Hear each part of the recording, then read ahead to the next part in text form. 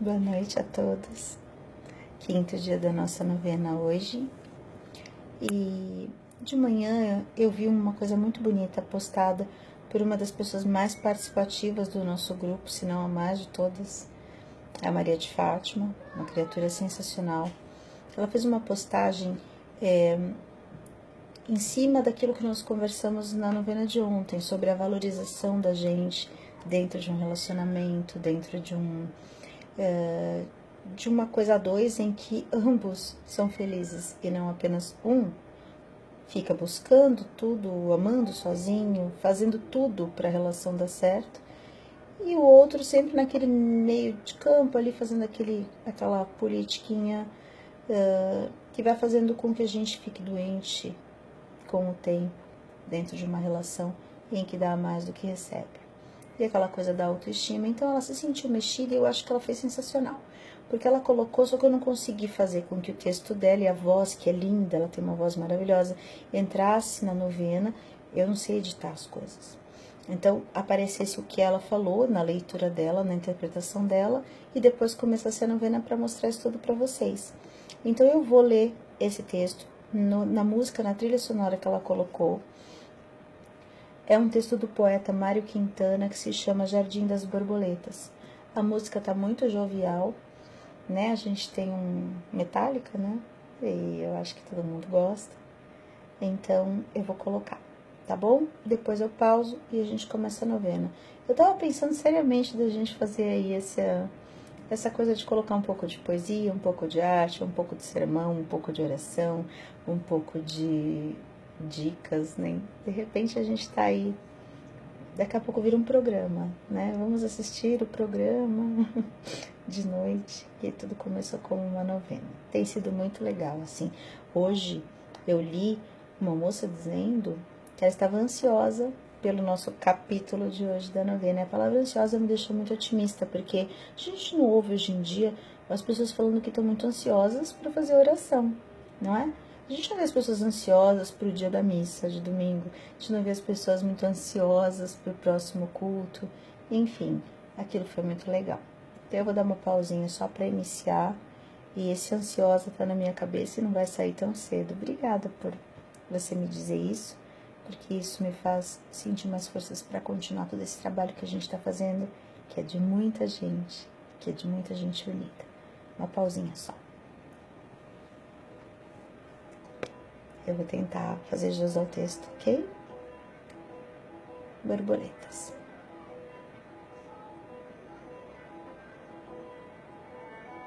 Com o tempo, você vai percebendo que para ser feliz com outra pessoa, você precisa, em primeiro lugar, não precisar dela. Percebe também que aquela pessoa que você ama ou acha que ama e que não quer nada com você, definitivamente não é a pessoa da sua vida. Você aprende a gostar de você, a cuidar de você e principalmente a gostar de quem também gosta de você. O segredo é não correr atrás das borboletas. É cuidar do jardim para que elas venham até você. No final das contas, você vai achar não quem você estava procurando, mas quem estava procurando por você. Bonito, né? Eu vou pausar e a gente começa com as orações.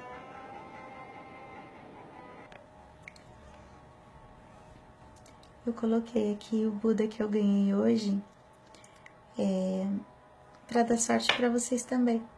Coloquei ele aqui olhando para todos vocês, para trazer prosperidade, para trazer carinho, para trazer amor, para trazer compreensão.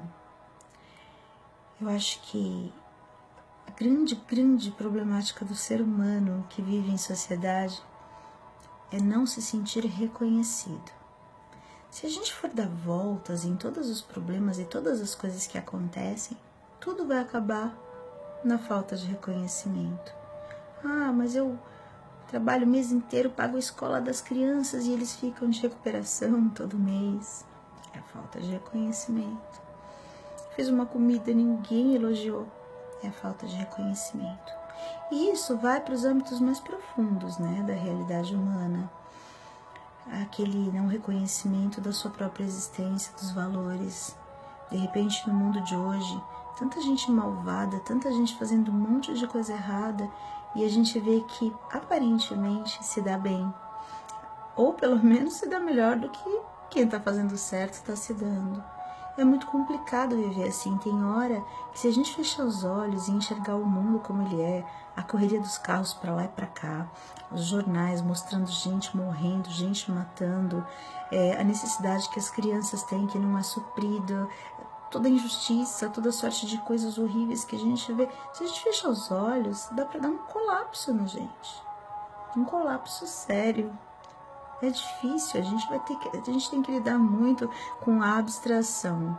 Vamos fingir que essa parte não está acontecendo, vamos fingir que essa outra também não está. É uma época que, se a gente não for lidar com a abstração, a gente vai pirar, né? E aí existe a grande possibilidade da transmutação daquilo que era bom numa coisa ruim.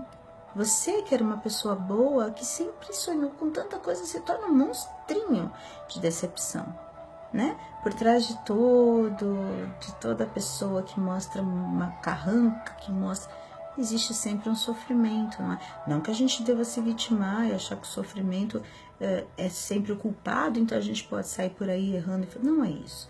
Mas sempre existe, né? Todo demônio já foi um anjo um dia, não é? Ontem eu tava vendo um filme com o Rodrigo. Eu não sei até agora o que eu achei daquele filme. Eu vou ter que rever de jeito nenhum. Mas eu vou ter que repensar, porque é um filme muito bom, né? Teoricamente, quando Harry Potter parou de ser Harry Potter, seria um papel que foi dado a ele para ver se ele realmente era um bom ator. E eu vou te dizer que eu acho que sim. Inclusive, em umas partezinhas que eu não conseguia. Sabe que eu não queria ver o Harry Potter fazendo aquilo? Assistam, eu esqueci o nome do filme, mas eu não queria ver Harry Potter fazendo aquilo lá que ele fez lá, não. Né, o eterno Harry Potter. Mas era ali a prova de fogo dele, como a gente tem as nossas. E ele fala assim, ele é apaixonado por uma moça e começa... Então tem um momento em que ele diz: eu vou te amar até o fim da minha vida. E ela diz: não, me ame apenas até o fim da minha. Então, pra gente pensar hoje, o que é? Aonde cada um quer chegar? Quando o valor do outro invade o seu valor e quando ele modifica o seu valor, não é? Quando você deixa com que uma atitude do outro faça com que você... Então, a atitude te provocou e você gritou? Como assim? Ele que falasse sozinho. Dizia vovô, um cachorro te morde, você vai e morde o cachorro de volta. Isso mostra o que? A sua natureza. Sua natureza é tão parecida com a do cachorro, não é? Que você quer ser? Acho que não. Então, quantas vezes a gente deixa que o outro determine? Ele me deixou nervoso. Burra de você, que ficou. Porque se ele é tão pobre de espírito a ponto de fazer de tudo para enervar uma pessoa, pior é você de cair todo dia na mesma cilada, como se nunca tivesse visto ou passado por aquele caminho. O ser humano, quando ele é inserido numa sociedade, seja ela qual for, ele tem, eu brinco com os meus alunos, eles dão risada, é a história da gosma. Então, tem uma gosma toda cor-de-rosa enorme, toda muito gosmenta, né? E uma gosminha verde pequenininha colocada ali dentro, né? Então, o que acontece? Essa gosminha, ela só tem 2 caminhos, vai? E se a gente for verificar e aplicar isso na nossa vida cotidiana, isso acontece mesmo.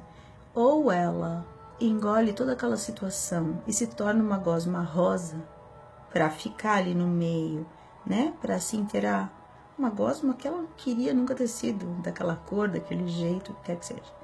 Ou o que acontece? Ela é expulsa pelo meio. A gosmona enorme rosa, ela insistiu em ficar verde, ela insistiu em ficar verde, ela insistiu, então nós vamos colocá-la para fora, porque a esse conjunto ela não pertence, né? E aí a gente tem políticos bons na política querendo fazer coisas boas e perdendo cargo, sumindo, tudo de ruim acontecendo com a pessoa. A gente tem aquela pessoa, né, num mundo de gente injusta, aquela pessoa que é justa e correta é sempre a errada da história, não é? Essa é a inversão de valores. E aí, de repente, a gente tem um outro caminho, não precisa virar a gosma rosa e nem tampouco precisa ser expulsa ou se deixar ser expulsa pelo meio. Deve haver um terceiro caminho, e é esse caminho que a gente busca aqui na oração. Porque de homem para homem a gente tem uma relação na horizontal, E o homem sabe até onde pode ir, o outro homem também sabe até onde ele pode ir, porque a gente pensando na pior das atrocidades, ainda não há como se chegar a algum lugar que o homem não conheça. Agora a gente tem a vertical.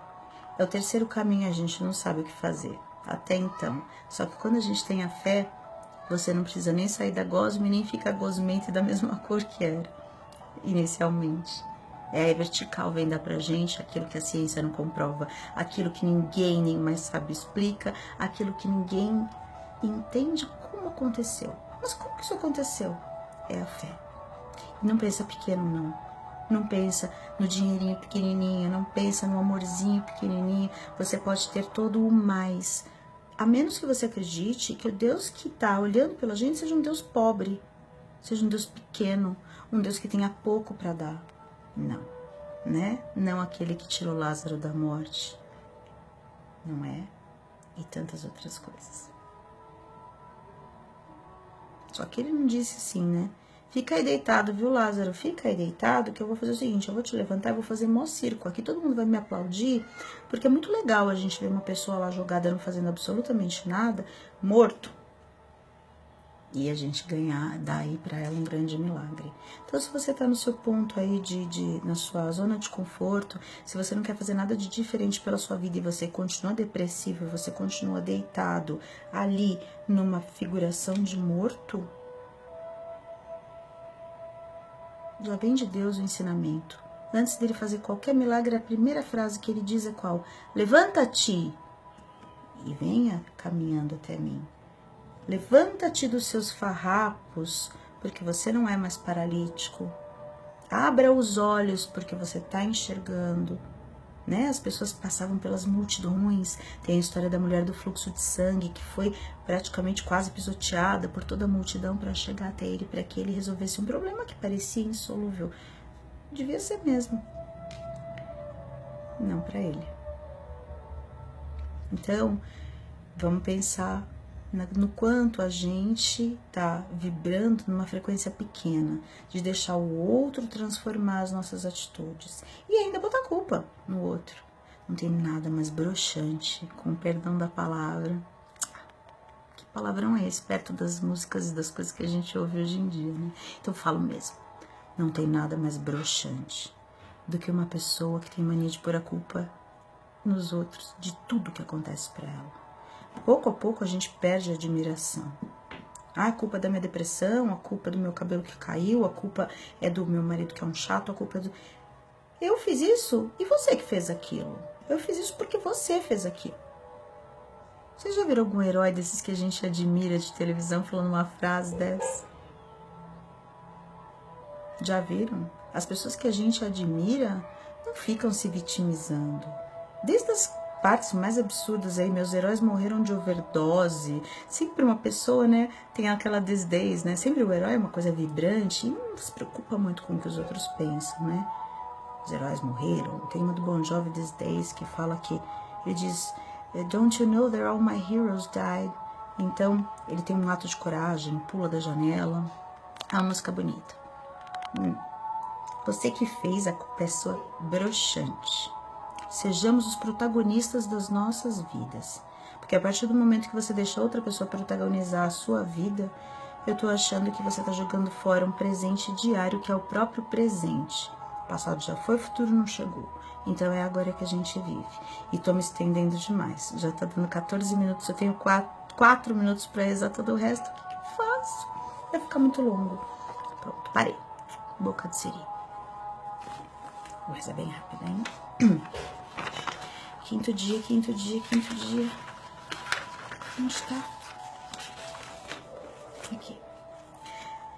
Bendigo e venero o vosso imaculado coração, ó Maria, refúgio dos pecadores, ainda dos mais miseráveis e abandonados.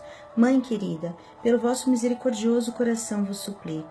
Fazei o meu coração semelhante ao vosso, cheio daquela compaixão e misericórdia de que ele estava repleto, para que procure, com todos os meus esforços, como pedistes, e é vosso desejo, a salvação dos pobres pecadores que tanto amarguram o coração divino de Jesus e o vosso imaculado coração. Amém. Corre, guarda o Sagrado Coração, queria finalizar direitinho, sem ser cortada. Ó meu Jesus, que dissestes, em verdade vos digo, pedi e recebereis, procurai e achareis, batei e ser-vos-á aberto. Eis que bato, procuro e peço a seguinte graça. Agora dá uma pausinha para você pensar na sua graça, porque eu tenho que ser rápida, tá bom? E eu digo amém e peço a Deus para que a sua, para que a minha, para que a nossa graça seja assim realizada. Segunda vez, então, Sagrado Coração de Jesus, confio e espero em vós. Ó meu Jesus, que dissestes, em verdade vos digo, qualquer coisa que peçais a meu Pai no meu nome, Ele vô-la concederá. Eis que ao vosso Pai, em vosso nome, eu peço a seguinte graça. Dá uma pausinha. Aquela lá, a nossa graça, aquela que a gente vai conseguir sim, até o final dessa novena. Ok? Amém para mim, amém para vocês. Sagrado Coração de Jesus, confio e espero em vós. Ó meu Jesus, que dissestes, em verdade vos digo, passarão o céu e a terra, mas as minhas palavras jamais. Eis que, apoiado na infalibilidade das vossas santas palavras, eu vos peço a seguinte graça. Dá uma pausinha, lembra dela com carinho. E amém para a minha e para a sua graça, em nome de Jesus. Sagrado Coração de Jesus, confio e espero em vós. Ó Sagrado Coração de Jesus, a quem uma única coisa é impossível, isso é, a de não ter compaixão dos infelizes. Tende piedade de nós, míseros pecadores, e concedei-nos as graças que vos pedimos por intermédio do coração imaculado da vossa e da nossa terna Mãe. São José, amigo do Sagrado Coração de Jesus, rogai por nós. Salve. Amém.